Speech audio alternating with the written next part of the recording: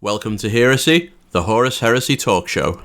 In this video we're going to be talking about the Death Guard, the 14th Legion, ex-Dusk Raiders, and everyone's favourite Space Marine Legion. At least most people seem to like Death Guard, despite the fact that they're actually pretty nasty guys, really. We're going to be talking about their Legion trait and their advanced reaction. We're going to be talking about the Warlord traits and also going through their Armoury as well. But before we do that, if you enjoy the content, please do leave me a like and subscribe, and please do click on the comments below and leave me a comment or some feedback if you've got anything that you'd like to talk about in the video. And now, on with the show. So first of all, let's talk about their Legion trait. Their Legion trait's called Remorseless. There's a bit of a theme going on with the Death Guard and about how remorseless they are. It lets you ignore difficult terrain movement penalties, pinning, movement restrictions, and any other things that would stop you moving in the movement phase. It also allows you to count as remaining stationary in the shooting phase for purposes of firing weapons. So the primary use for this is for moving and firing heavy weapons or weapons on vehicles that you wouldn't necessarily normally be able to fire, which is pretty good. It also allows some other interactions as well, like it potentially allows you to use Fury of the Legion with Space Marines after they've moved, although the rules are a little bit unclear on that because of just the way they're written, and not everyone quite agrees on this. Bit of a theme with this Legion trait. Also, it allows vehicles to move full speed and fire all the weapons as well. Fire their ordnance weapons, ignore the vehicle movement rules, basically. A lot of people think that's unintended. I think it works perfectly fine, and I don't think it's particularly overpowered as a Legion trait goes either. But it is a little bit unclear, some of these interactions, how they exactly work. But the rules don't really give us or don't equip us with the ability to answer that ourselves, so we'll have to wait for an FAQ to clear that up rather than bother and discussing it here. Ultimately, this is very useful for some units, so particularly heavy weapon support squads, or if you've got something like Volkite Calivers on a tactical support squad, this is pretty good. It allows them to move, it allows them to get firing lines, maybe catch things, that were otherwise hiding. It also allows you to move those things around the board if you've got somewhere else you want them to be. Maybe you want them to go and deny an objective while still providing their firepower, which other legions can't do. But for some units, it does very little. If you've got a melee unit or a heavy support unit that's just going to be sitting in some nice comfy cover with good sight lines, it's actually doing nothing. So whilst this Legion trait has lots of potential applications, compared to something that just gives you a raw stat bonus, like the Ultramarines Legion trait or something like that, which is always good and always going to be adding to your output, potentially this doesn't do something all the time. Likewise, whilst it is good to use this to get sight lines with some of these vehicles or some of these units, you might not need to move to get a sight line, you might have one already. So it's great capability. It does give them something very interesting, and from my point of view, it is better than just another Legion trait that gives you +1 to hit. We could probably do with more interesting things like that in the game rather than just more raw stat bonuses, but given that those things do exist, I rate this trait as quite weak. It's got applications, and I've had lots of conversations with people who think this is way better than I think it is. It definitely has applications. It's not that there aren't things you can do with it. Moving a Scorpius and then firing the Scorpius's weapon in line of sight with less scatter is a good example of something good that it does, but ultimately, I just don't think that it adds up to being as good as the Legion traits that give you more raw power. Building on Remorseless, we then have Remorseless Advance for their advanced reaction. Now, this is really good. 4+ feel no pain when you get shot. After the shooting's been resolved, you get to do a 7-inch movement. You also automatically pass any morale and pinning checks that come out of that shot. Now, that's really, really good. It lets you, if you've got an assault unit that's on the ground, something like some Grey Warden Terminators or maybe some Death Shrouds or something like that, and they get shot, not only do you get to give them 4+ feel no pain, but you then get to move them towards the enemy. Alternatively, if something gets shot, you get a 4+ feel no pain, and then you can dodge them behind some cover. And if you think about that maybe being a heavy support squad, it can do that, and then in its own turn, it can move out again and shoot, because they can move and shoot, which is a really cool thing. Auto pass and pinning can be a big deal as well.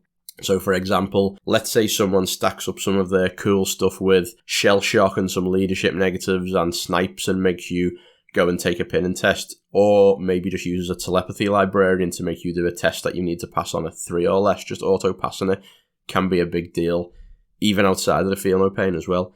It also opens you up to some great movement and blocking tricks, like someone shoots your unit, you then move that unit into the path of an enemy unit that was going to charge something else, to block them from movement. That can also be a good thing as well. There's lots of different facets to this, and you don't necessarily... It's easy to look at just the Feel No Pain part and think that that's the main part of it, but it does a lot. It's a really good reaction. One of the better reactions in the game for me, for sure.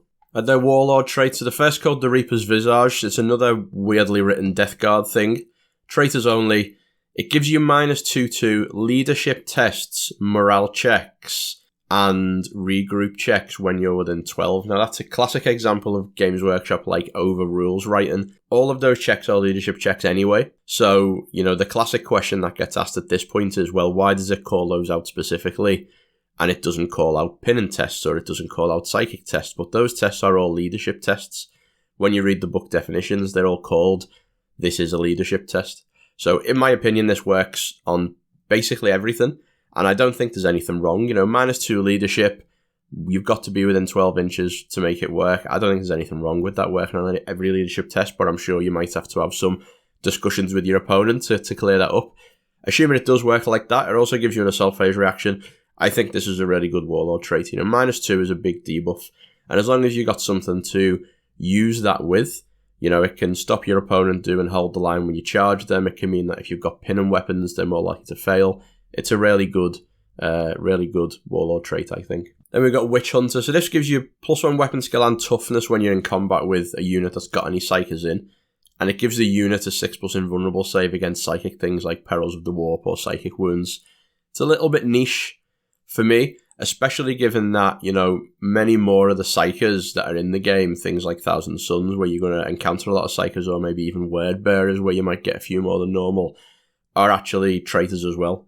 And a lot of the time you're going to be playing Death Guard as traitors. So kind of rare, and in a lot of games this just won't come up at all. I think I can count on, out of the games I've played, I can count on 0 hands the number of times I've faced psychers so far, I think. They're not that common. So whilst this is good and definitely very Death Guard-y in flavour, I don't think it's actually, that exciting, because it's just a little bit too niche. An actual fact, if you want to do something to make psychers less good, you could take the Reaper's Visage, and then they've just got -2 to their psychic checks, potentially. So, yeah, I don't think this one's brilliant. And lastly, but by no means least, we got the Blood of Barbarous. So this reduces Rend and Murderous Strike to a 6 from whatever their existing value is. But notably, it doesn't reduce Breaching to a 6, which I think is a little bit of a shame and an oversight for this trait, because there's so many weapons in the game that aren't Rend, they're Breach, like plasma guns, for example. But what it does do is it means that some weapons are reduced in effectiveness quite a lot. It's particularly good on something like Death Shrouds, because they're already battle-hardened to an effective toughness of 5 for instant death. So if anyone attacks you with something that's like Murderous Strike 5, you're even less likely to get instant death. It's also just generally good if you're fighting against things that have got high rend on their weapons, and more of a melee thing that you see this more often. But things like the Talons on Dark Furies or Knight Cenobium, Tyrannic Greatswords, which actually get a double whammy. Tyrannic Greatswords lose 1 point of Rend and Murderous Strike as well. Makes this really good for fighting against those very powerful units. It also reduces Poison and Fleshbane to a 6, which is quite a big difference when it happens, because those things normally wound on a 2 or 3, so that's a big debuff, but those weapons aren't that common. Most games you won't fight against those things at all. It's also good against some other stuff as well, like Whirlwind Scorpius is a powerful unit. That going from Rend 4 to Rend 6 really neuters the amount of damage that'll do. So pretty good trait this. It's only going to protect one unit, but you can use it to protect, your Warlord's quite powerful unit, often a command squad or maybe a Death Shroud retinue, something like that. Pretty good trait, and it gives you a shooting phase reaction, which is also very good as well. So I like this Warlord trait. I think it's pretty good. Onto the equipment now. So firstly, we've got the Alchem Munitions, the classic Death Guard vision of them shooting poison flamers at people all over the place. Really love these. It's a good buff to the total wound and hits from your flamers, so they gain Fleshbane. So most of the time, that's going to be +2 to wound. Generally you'd be wounded with flamers on a 4. This is going to wound on a 2, and that's really good. But the downside is they get hot, and that's quite a big downside on template weapons. So you roll 1 dice when the weapon fires, for people who may have missed this, and you don't roll for every hit. You roll 1 dice. On a 1, you take the Gets Hot wound, but also your weapon doesn't fire, which is, you know, quite a big deal, really. You know, you can lose quite a lot of shots on that. Now, this upgrade is free, so, you know, there is that. But when you look at it in the context of some weapons, like heavy flamers or even Alchem cannons, that might have wounded on a 2 or a 3 anyway, against a lot of targets, you've gained Fleshbane, which is maybe not a buff at all, or maybe 1 extra to wound, but you've actually given yourself Get Hot, like a 1 in 6 chance of not firing and doing yourself damage. So in some ways, it's actually a downgrade on the better weapons, or at least a bit risky on the better weapons, which is a bit of a shame, really. Uniquely, this can also be taken as a combi weapon as well. I think it's unique anyway across the books. Most of the cool upgrades that different, you know, legions get in terms of plasma and all that kind of stuff, they're written in such a way you can't take them as combis, whereas the Death Guard one specifically calls out being able to take as a combi, which is great, which they should all be like that, but it's great. Now, ultimately, these are very Death Guard-y weapon, you know, like they're like the prototypical Death Guard thing, and they are good in some circumstances, but they're just a little bit wishy-washy. You know, I think they could have done with being a little bit better. Maybe they could have been made, you know, to cost some points but not have Get Hot with them. You know, they could have just been Fleshbane. I just don't think they're all that great. And as I say, in some situations, I actually think they're a potential downgrade, which is a little bit of a shame for Death Guard. Then we got Toxin Bombs. So these are, when someone charges you, they roll a dice for every model on a 1, they take a wound. That can only be saved by invulnerable saves. It's kind of like going through dangerous terrain. Only works when you get charged, first of all, which, you know, means that if you are pressing your own advantage and charging, these do nothing, and they're 10 points. You know, that's kind of pricey. Works best versus like a big blob of Marines or something, like 20 despoilers charging you or something, which isn't really that much of a common thing.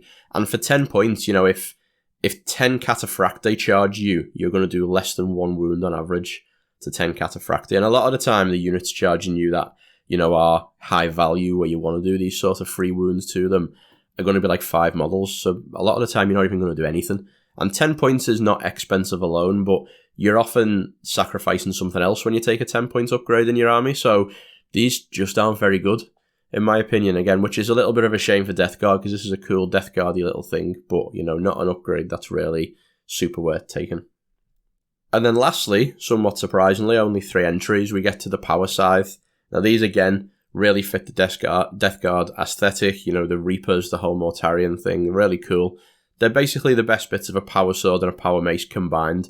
So you've got the Ren 6, but you've also got the +2 strength on the native AP3. And it's a free upgrade, which is cool. You know, most things like this you pay 5 points for or something. They gain Reap and Blow, but they are also two-handed as well.